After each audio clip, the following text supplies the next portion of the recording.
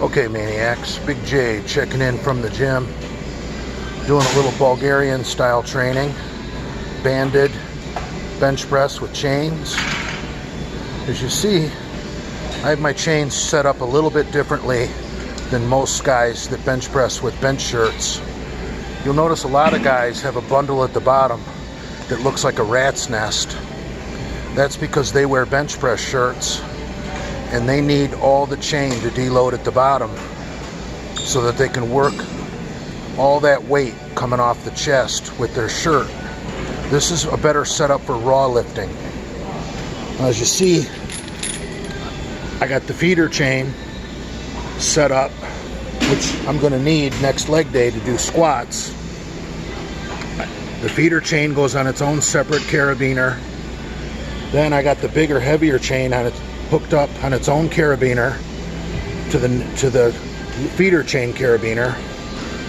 You notice I got a little bit up top because you only want 3 or 4 links at the bottom so that when you unrack the weight, it doesn't come completely off the ground and start swinging all over the place.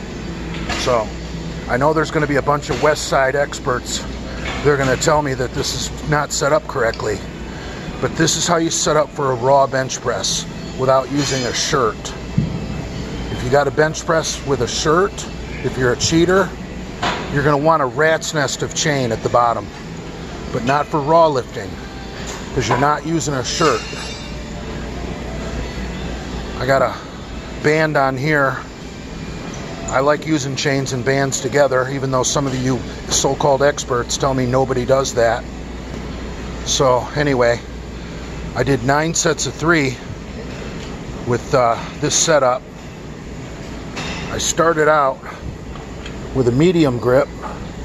I like to do the medium grip first because that's where I think you can create the most velocity.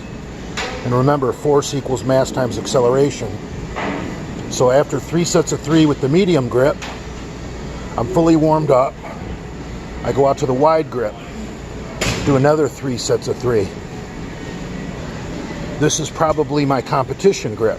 So I'm actually training my competition grip in the second sequence of 3 sets of 3.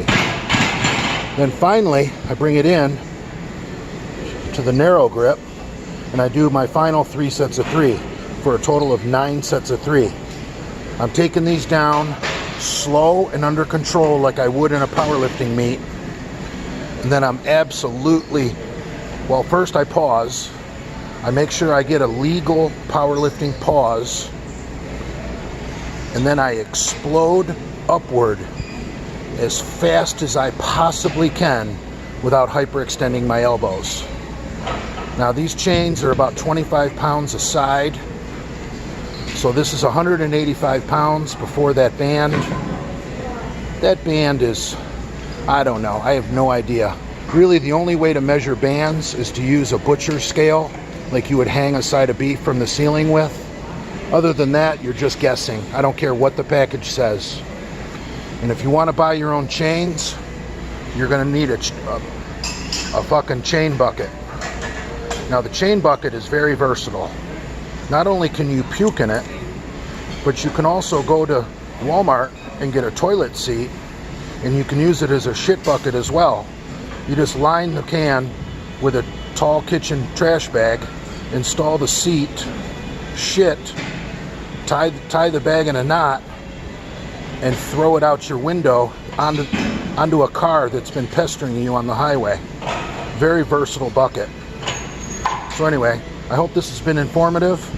I'm sure it's going to trigger a bunch of powerlifters that say I'm not doing this correctly, but they probably lift with bench press shirts. And they probably squat with one of those gay suits too. So anyway, this is the setup for a raw lifter that just bench presses in a t-shirt or a tank top. So anyway, Big J checking in from the road.